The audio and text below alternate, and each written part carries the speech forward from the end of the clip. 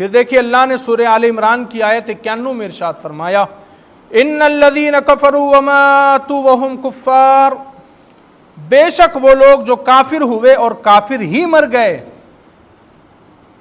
یعنی کہ اب یہاں پر ڈیسائیڈ ہو گیا معاملہ، کافر تھے پہلے سے اور کافر ہی مر گئے، یعنی کہ زندگی بھر تو کفر پر تھے اور مرتے وقت بھی کافر ہی مرے۔ ایک تو یہ معاملہ ہوتا ہے کہ بندہ زندگی بھر کافر رہا لیکن کسی کو اللہ مرتے وقت ایمان عطا کر دیتا ہے، موت سے پہلے ایمان کی دولت دے دیتا ہے، وہ الگ معاملہ ہو گیا۔ اور یہ بھی الگ معاملہ ہے کہ کوئی انسان پوری زندگی مسلمان رہا لیکن مرتے وقت کافر مرا، یہ بھی ہوتا ہے۔ پوری زندگی تو اسلام پر تھا لیکن مرتے وقت کفر پر اس کا خاتمہ ہوا۔ اسی لیے تو آپ دیکھیے ہمارے بڑے بڑے بزرگان دین جو ہے تو وہ اللہ کی بارگاہ میں توبہ کرتے تھے اور کہتے تھے مولا ایمان پر خاتمہ عطا فرما۔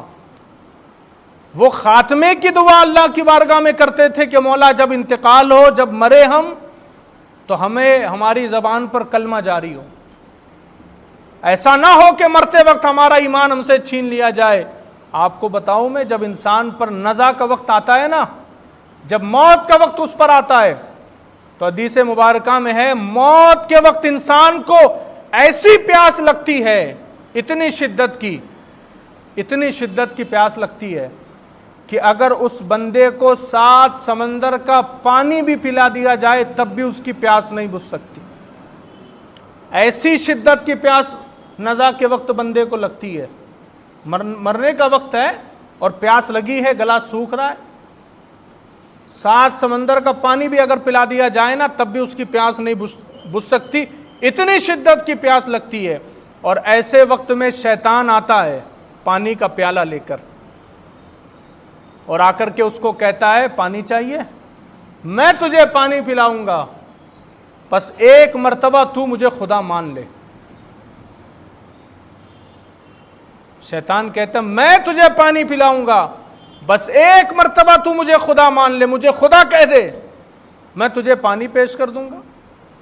اب جس کا ایمان کمزور ہوگا وہ شیطان کو خدا مانے گا، وہ کہہ دے گا ہاں تو میرا خدا ہے اور کافر ہو جائے گا۔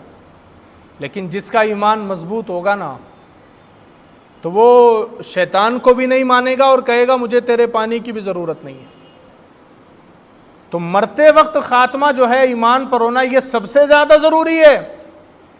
حتیٰ کہ حضرت یوسف بن اسباط رضی اللہ تعالیٰ فرماتے ہیں کہ ایک مرتبہ میں حضرت سفیان سوری کے پاس گیا تو دیکھا تو وہ زار و قطار رو رہے تھے، اللہ کی بارگاہ میں گڑ گڑا رہے تھے، مغفرت کی دعائیں کر رہے تھے۔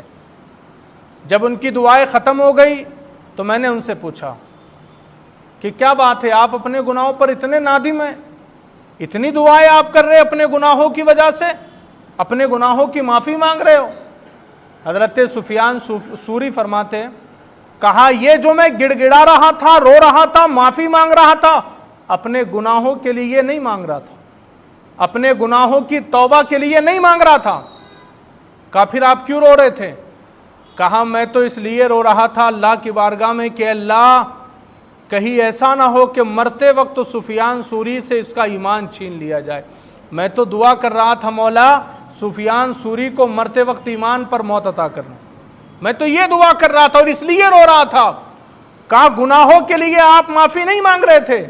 حضرت سفیان سوری فرماتے یہ گناہوں کی حیثیت کیا ہے میرے رب کی بارگاہ میں، یہ تو اس کی حیثیت تو تنکے سے بھی کم ہے۔ میں اپنے گناہوں کی وجہ سے نہیں رو رہا تھا، اس لیے رو رہا تھا کہ مولا کاش سفیان سوری کو مرتے وقت ایمان پر موت عطا کر دے۔ تو اتنی اہم چیز ہے۔ تو اللہ نے تو فرمایا ان الذین کفروا وماتوا وهم کفار، بے شک وہ لوگ جو کافر ہوئے اور کافر ہی مر گئے۔ آگے کیا فرمایا؟ فَلَن يُقْبَلَ مِنْ أَحَدِهِمْ مِلْءُ الْأَرْضِ ذَهَبًا وَلَوِ افْتَدَىٰ بِهِ، ان میں سے کوئی اگرچہ اپنی جان چھڑانے کے بدلے میں پوری زمین کے برابر بھی سونا دے تو ہرگز اس سے قبول نہ کیا جائے۔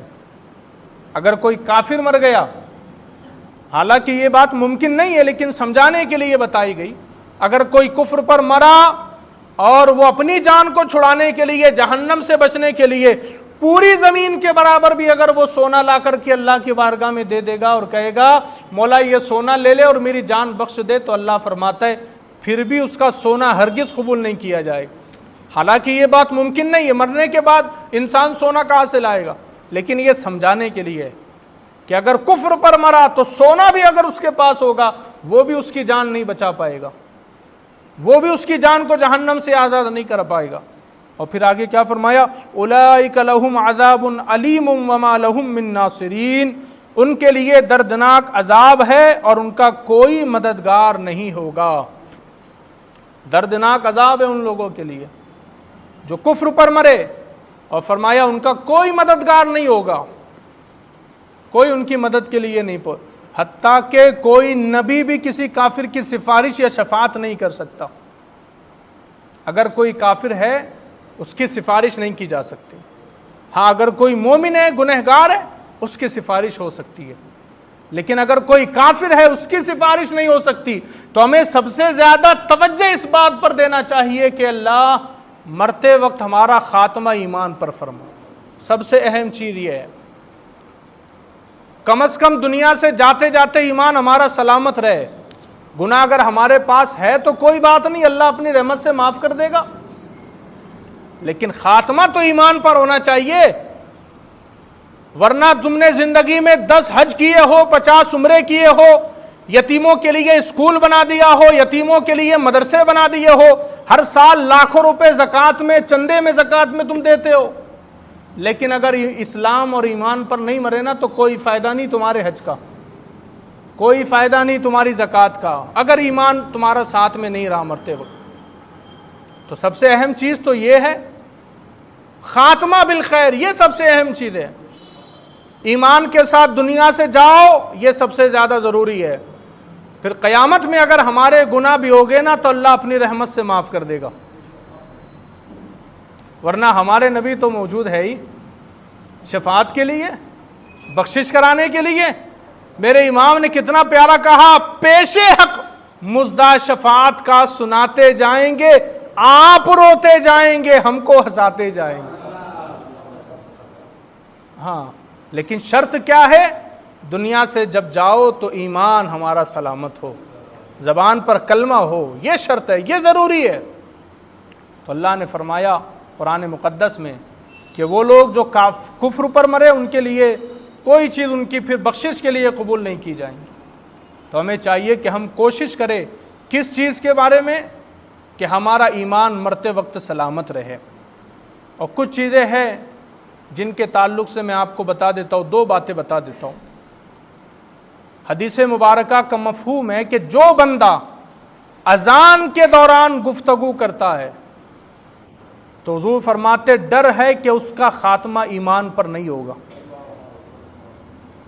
اور ہمارا حال کیا ہے، اذان ہوتی ہے تو ہمارے گھر کے اندر ٹی وی چلتی رہتی ہے، بس اس کا آواز میوٹ کر دیتے ہیں، ہم ادب و احترام نہیں کرتے۔ کتنی بڑی بات ہے۔ تو ہمیں اس چیز کا خیال رکھنا چاہیے، ان چیزوں سے بچتے رہیں گے تو انشاءاللہ ایمان پر جائیں گے دنیا سے انشاءاللہ۔